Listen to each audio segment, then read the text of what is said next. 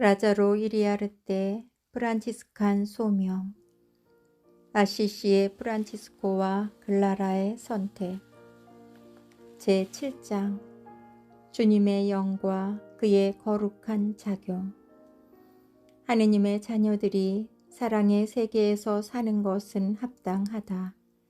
그리고 누구든지 하느님의 성령의 인도에 따라 사는 사람은 하느님의 자녀. 로마서 8장 14절이다. 주님의 영이라는 표현은 성 프란치스코의 영성에 있어서 특이한 요소이며 성서적 배경에 기초를 둔 요소이다. 이 표현은 우연한 빈말도 아니고 책에서 배운 것도 아니며 사부님의 영신적 체험과 그 깨끗한 마음에서 우러나온 깊은 뜻을 포함하는 하나의 사상이다. 영의 사람인 프란치스코. 프란치스코는 회개를 시작할 때부터 일생을 통하여 자기 안에서 그리고 자기를 통하여 주님께서 하시는 업적에 감탄하면서 이것을 깊이 인식하며 살았다.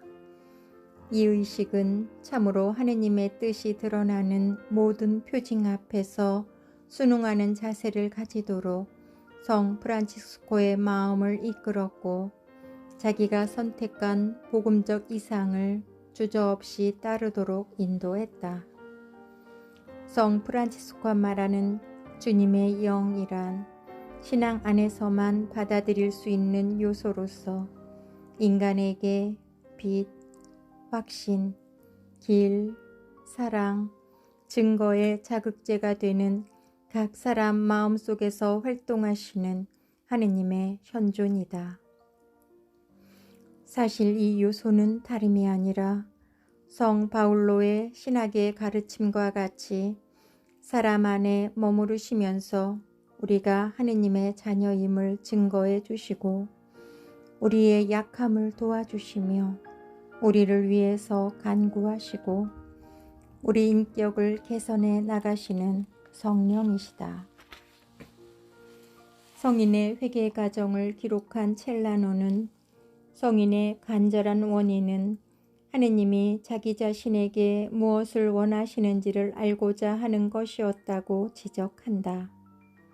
성인은 하느님의 뜻이 밝혀지자 그것을 따랐고 새로운 뜻이 밝혀지기를 간절히 기다리면서 살았다. 결정적으로 하느님의 뜻이 포르지운꿀라에서 복음의 말씀을 통하여 프란치스코에게 드러났다.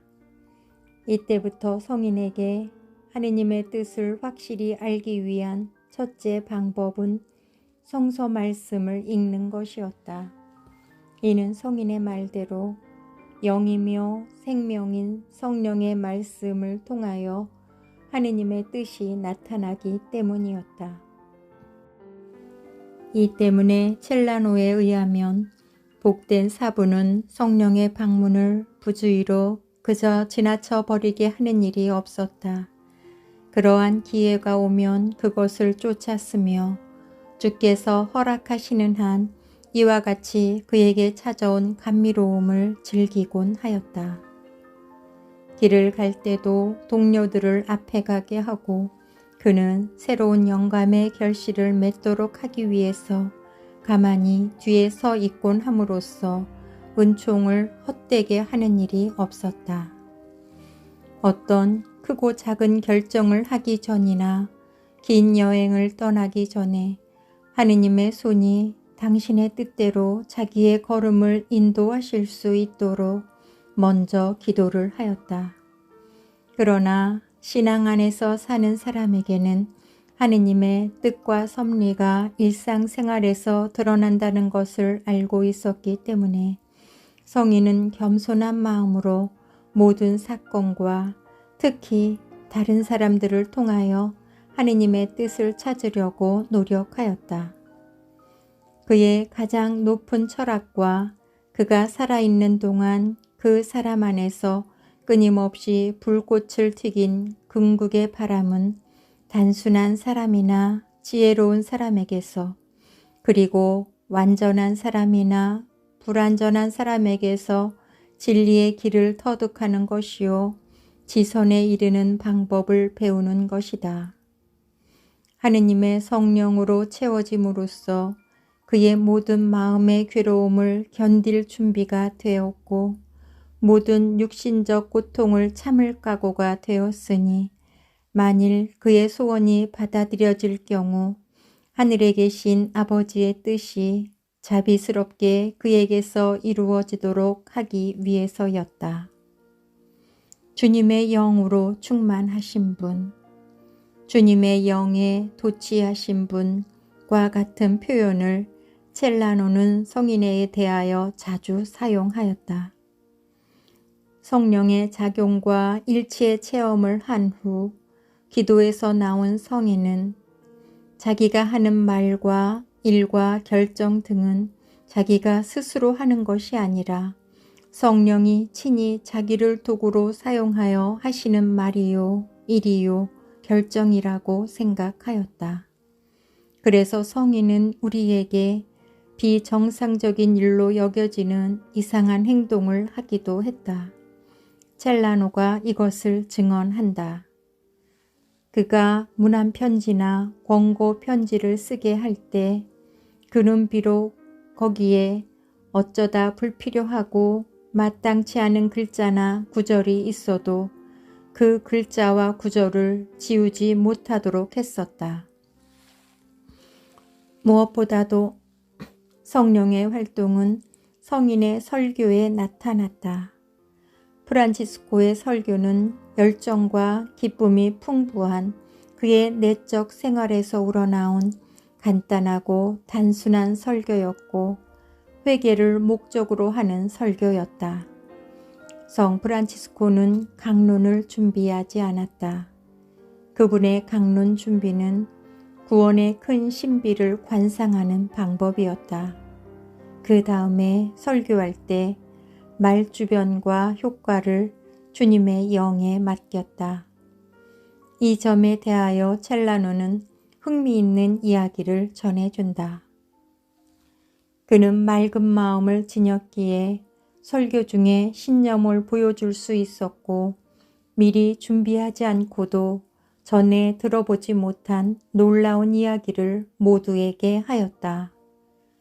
그는 설교하기 전에 한참 동안 묵상하고도 때때로 그 묵상한 것을 사람들이 모인 앞에서 잊어버려 아무 말도 할 수 없게 되곤 하였다.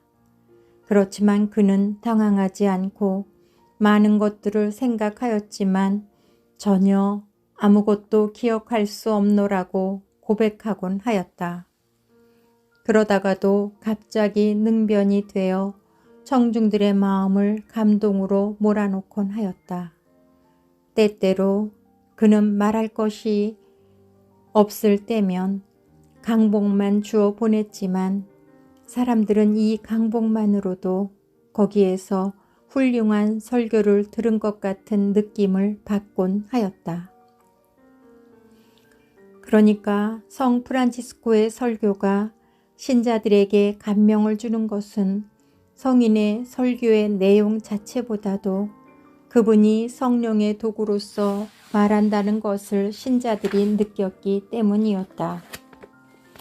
성인은 자기 자신이 아니라 자기를 움직이시는 성령에서 오는 확신으로 가득 차 매우 곤란한 상황, 예를 들어 우굴리노 추기경이 작성해준 연설을 교황 호노리노 3서 앞에서 할 때와 같은 경우에도 침착함을 잃지 않았다. 그리고 성인은 두 설교자의 비유를 말하면서 당신이 실천한 설교 방법이 제자들에게 교훈이 되기를 원했다.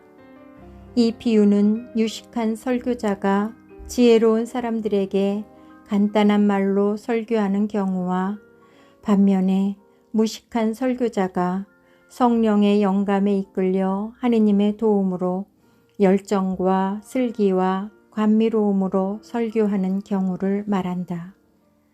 성 프란치스코와 그 제자들이 설교에 성공했던 이유는 그들 마음의 깨끗함, 즉 내적 가난에서 솟아나는 자발적이고 확신에 찬 설교에 있었다.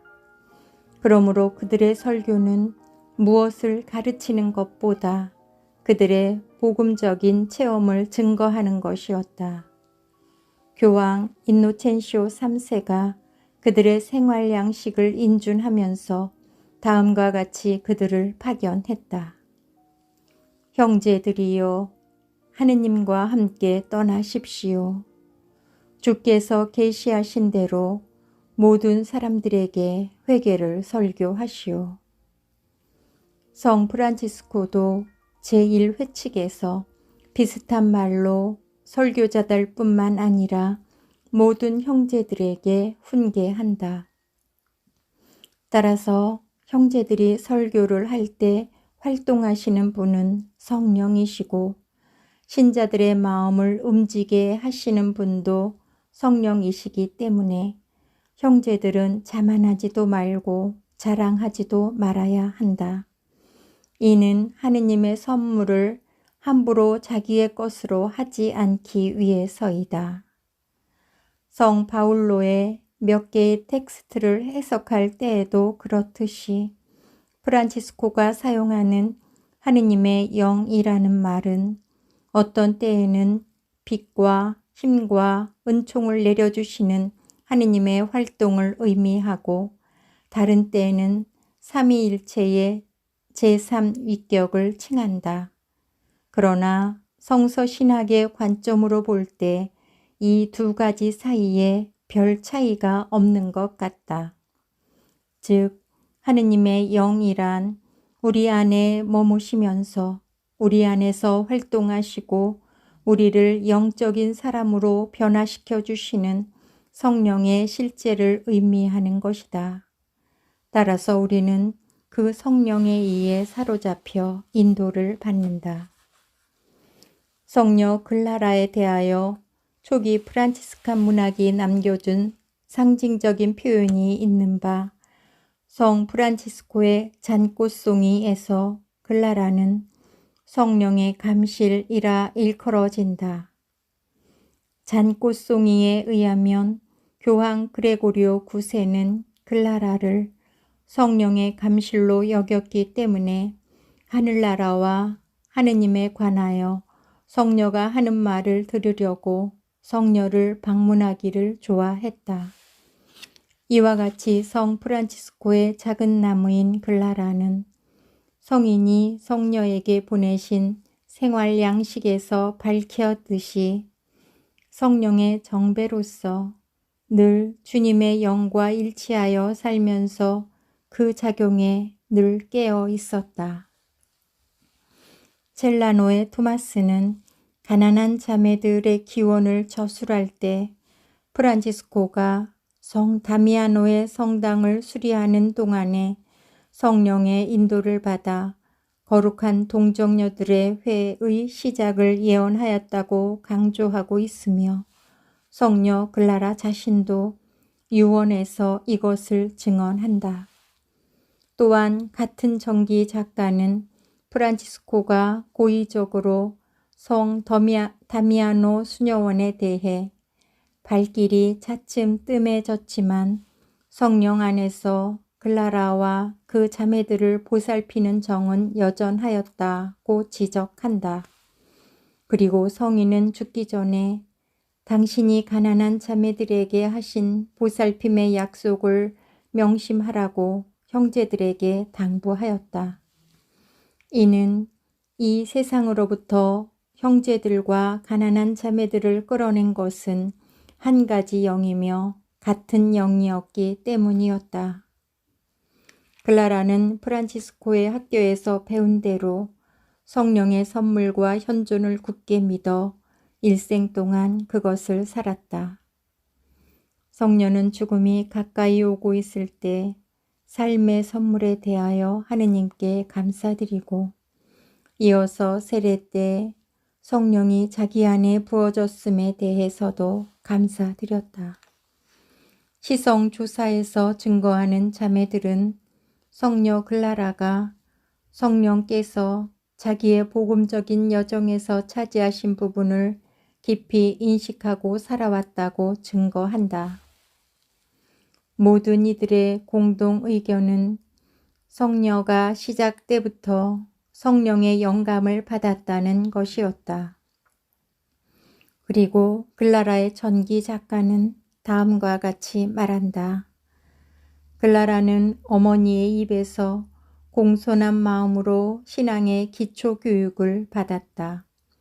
동시에 성령에 의해 영감을 받고 내적으로 양성된 그 깨끗한 잔은 은총이 가득한 잔으로 드러났다. 그리고 거룩한 사랑이 일으키는 자극을 느끼기 시작할 때부터는 성령의 부드러운 작용으로 지혜를 받아 무가치한 것을 하찮은 것으로 여겼다. 같은 전기 작가는 글라라의 여동생 아네스의 가출을 저술하면서 그녀가 성령의 인도를 받아 자기 언니와 합치기로 서둘렀다고 기록한다. 글라라는 프란치스코와 마찬가지로 자매들을 지도하는 일에서 자신이 오직 성령의 도구이며 성령께서 친히 자매들을 영적인 순응성의 길로 인도하심을 잘 인식하고 있었다. 한 자매는 클라라가 죽기 얼마 전에 속삭이는 다음과 같은 말을 들었다. 나에게 말하도록 해주신 그분이 허락하시는 대로 여러분이 내가 지금 말하는 것을 마음속에 간직하게 하실 것입니다.